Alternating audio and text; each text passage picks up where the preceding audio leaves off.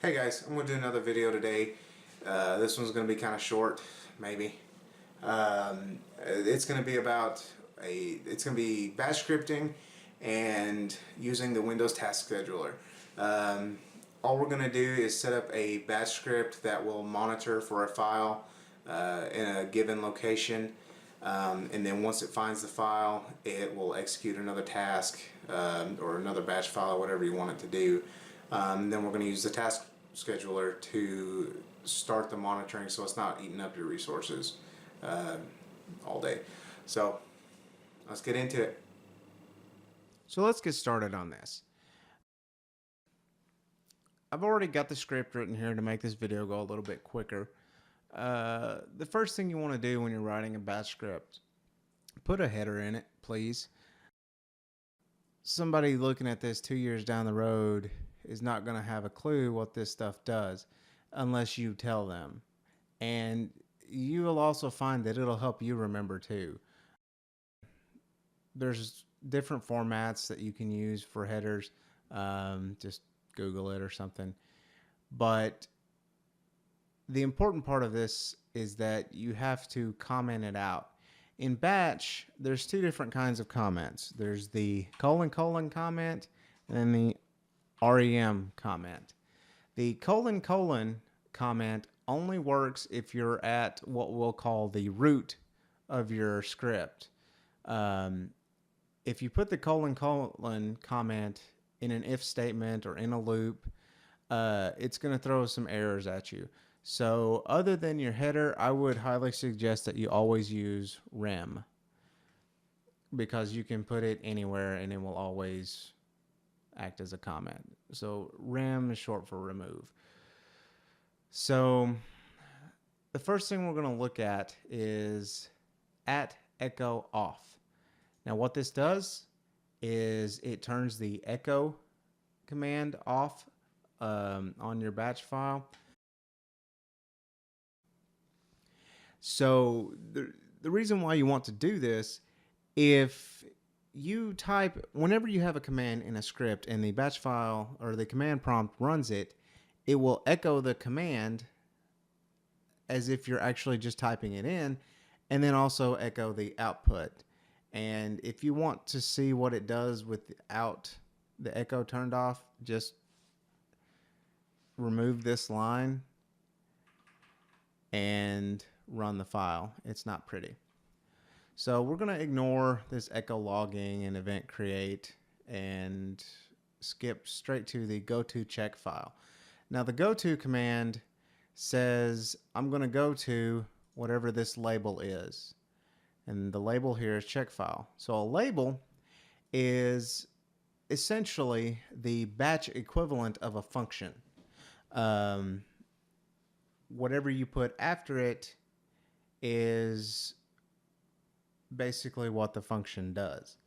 So a label is created by typing the label name and having a colon in front of it. So this gets us to the bulk of our code, and this is just a simple if-else statement. And so what we're going to do, if exist, and then the path of the file that you want to look for. So I'm going to say that this folder or this file is on my C drive, and we're going to call it monitoredfile.dat. Now you can do network shares by just typing in the UNC path instead of a local file. So let's ignore this stuff for right now. This is going to be basically what we do after we find the file. While we're still waiting on the file, we want to, this is a personal preference, CLS basically clears the screen. So let's say we type a whole bunch of mumbo jumbo here, blah, blah, blah, whatever. If we type in CLS, it gets rid of all that. So we want that to just keep the script nice and tidy while it's running.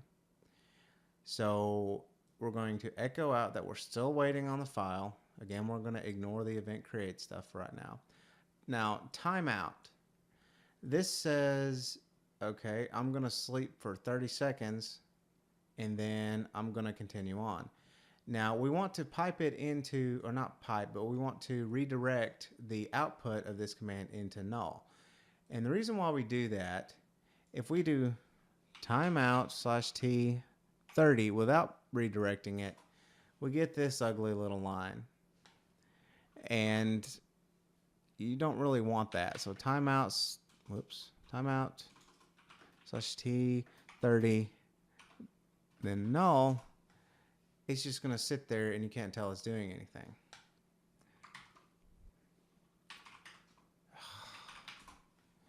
So I also like to let the user know that the batch file is still running. So I'm going to break these timeouts up and put an echo between them. So we're going to sleep for a total of a minute. And after that minute's up, it's going to go back to check file. So it's going to come all the way back up here and then start over again. Now, in theory, you could do this without a timeout command in there at all, but you're going to get into some heavy processor load because this is going to run basically until the file's there, and it's going to run as fast as it can. So it's going to check 100 times a minute or more, however that rate would be, but it's going to check very often, and it's going to cause problems. So after we go back to the check file, it's going to look again for the monitored file. And if it's not there, it's going to go back down here and then wait and then loop again.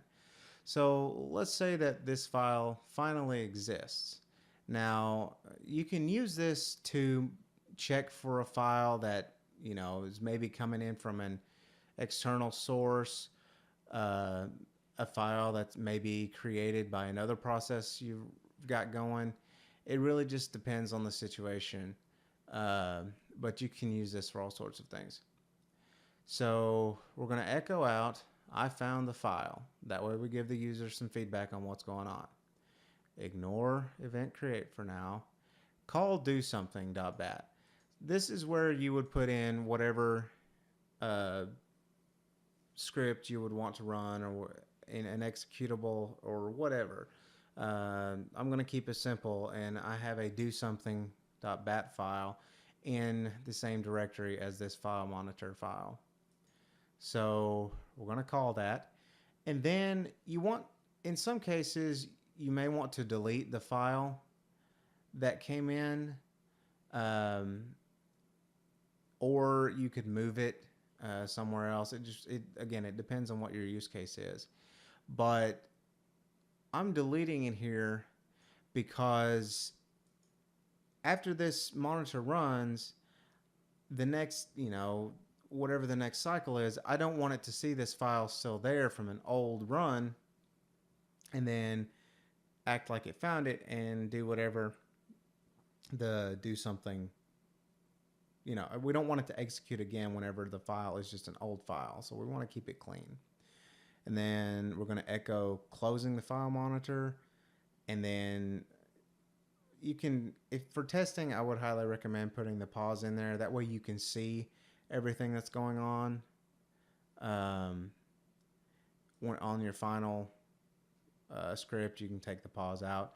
And then go to :EOF. This says, okay, let's skip everything else and go to the end of file and then basically terminate the batch script. Okay, so let's get to the event create stuff. The reason why I've put this in there, and you'll probably want to put it in there too, a lot of times whenever you're doing something like this, you're going to want to know that your script is actually running. I mean, the whole intention of this is to automate something. So if you're not in front of the machine constantly, then you're not going to see it run. That's where event create comes in. The event viewer that's built into Windows is a good place to store logs. So that's exactly what event create does. So event create /t is the type of log it is. The ID is the ID of the log, or not necessarily the log, but the type of event. So I'm assigning 301 to the event. Okay, the script started up. So when you see a 301 ID, then you know it started. And the log that it's going in is the application log. The source, I'm going to call it file monitor because that's the name of the script. And then the description is file monitor started successfully at, and then there's a system variable which is %time%. And if you type that in to a command prompt, echo time, you get the time in military format. And that's fine, especially for logs. And again, you want to pipe this or redirect it to null so that you don't see the output of this command. And then I've just thrown it in a couple of places through here. And here's why. If you're looking at this and you only see the 301 and the 303, but you don't see that it found the file or that it successfully closed, which is the 304, you know something went wrong with it. So that's a good way to verify or troubleshoot and see that it didn't do exactly what it was supposed to. So that's pretty much it with the event create and the log creation. So let's talk about the event viewer. So open your start menu, type in event viewer, and you get all sorts of stuff here. So a good way to organize this is to right click, create custom view, and I don't have a log of this in there yet, so let me make one real quick. So I'll tell you what, let's just copy and paste. It's a whole lot easier that way. There, we created a log. And just to kind of show you what it would do without the redirecting to null, it gives you this garble. So let's close out of that, go back to our event viewer. I may have to, well, maybe. So right click on custom views, click create custom view. Logged at any time is fine. Now click on by source, and then with any luck, I may have to refresh, but we should be able to scroll down here. What do we call that? File monitor? Yeah. So file monitor. And then you can leave all the rest of this the same. So then hit OK. Give it a name. So file monitor logs. Don't necessarily have to give it a description. Click OK. And those are the logs that I just created. So, and that's pretty much all you need to know about the event viewer, is creating the custom view. But again, this is a very useful way to make sure your scripts are running like they're supposed to. Now that being said, let's go ahead and close out of this. And one thing I forgot to mention about event create, you have to have administrative privileges to run this command. And I'm on a Windows 10 machine, and administrative privileges, it's a nightmare because I like using Edge, and if you have administrative privileges on your local machine, then you can't run Edge from that user. So whatever. So let's open up a command prompt in administrative mode. And then let's navigate to that file. So it's C, users, Tyler, desktop, /batch files. I think. Yeah. Let's list everything we've got. So there's that do something.bat. So let's run file monitor. So it's still waiting for the file. And after 30 seconds, it should echo out the periods there. And in the meantime, let's open up the C drive and make that file that we're waiting on. So new, what? Huh, that's interesting. I don't know why it's not letting me put a new text file there.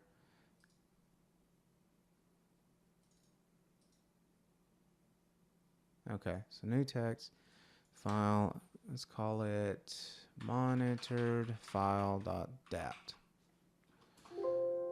Yes, copy.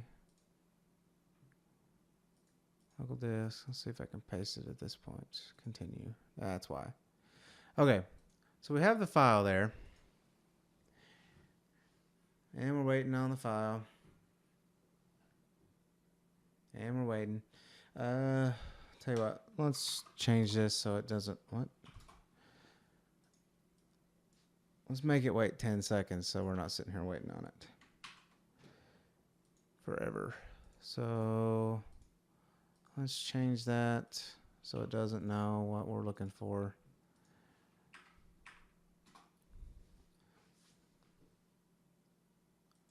It's waiting for the file and gave us the feedback. Then it cleared the screen, so it's waiting for the file. Let's take out the S, continue. It found the file. Now it's going to pretend it did something. Okay, and then whenever we hit the space bar, it closes the script. So that's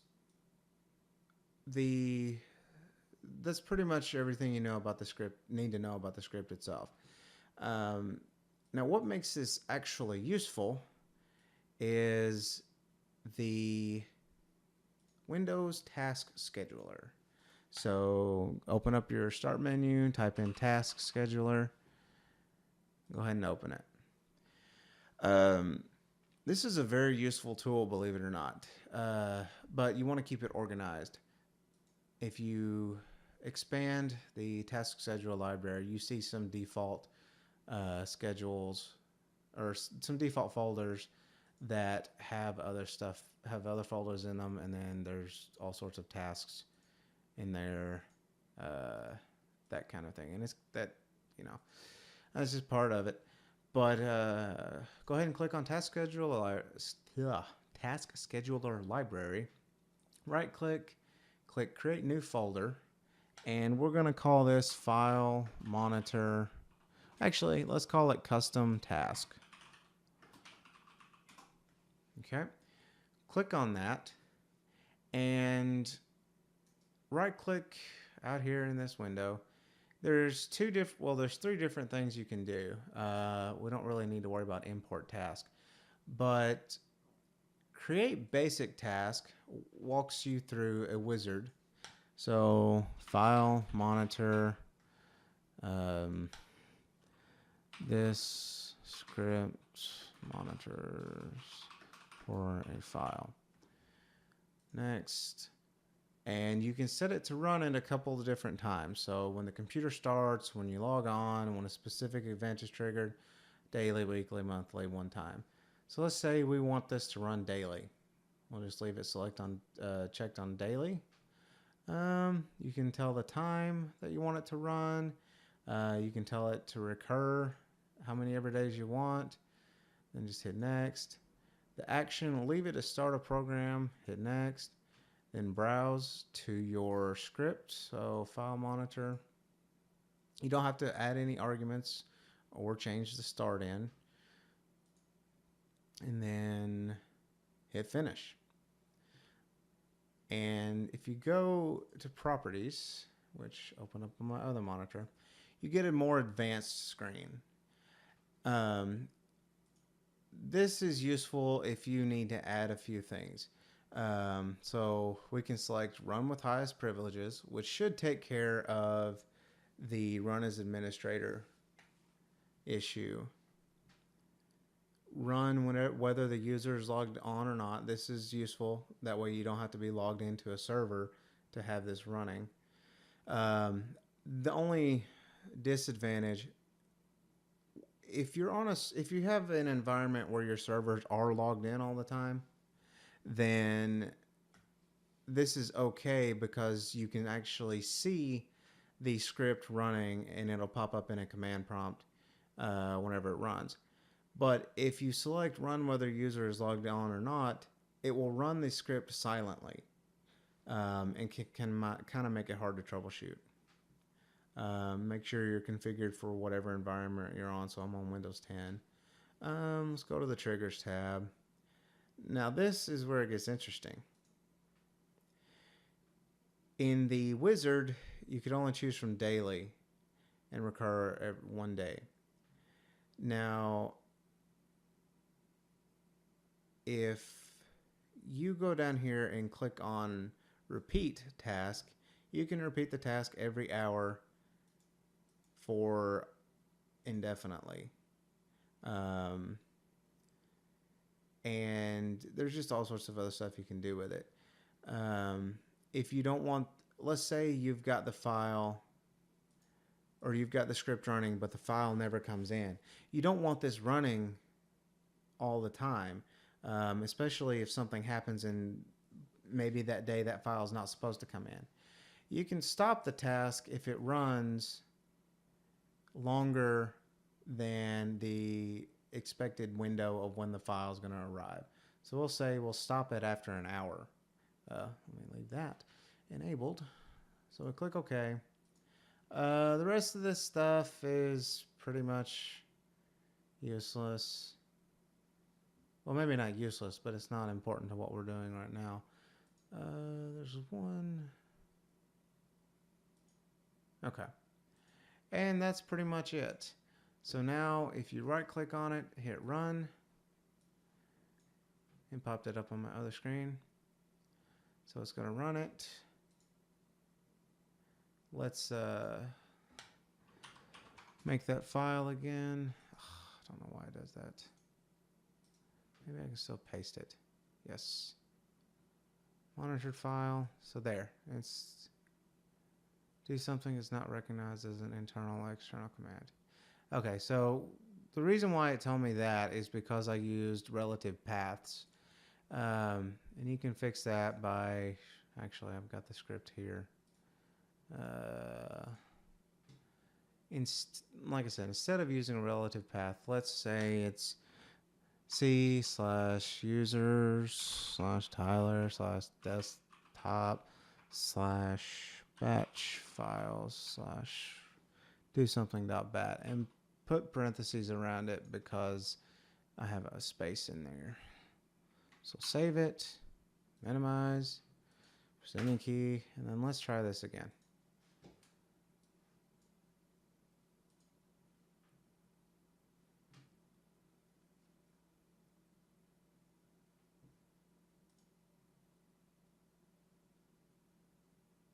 Oh yeah. That's kind of a side note here. If you see that your script is not running anything, but you've got a something selected like that, it's a pain. Whenever you do that, I don't know why it does, but it pauses the script. So just hit the space bar and to deselect whatever you've got accidentally selected, and then it'll run. So that file should be there. I don't know why it's not running, but let's go back to the C. Oh, that's why. Continue. Okay.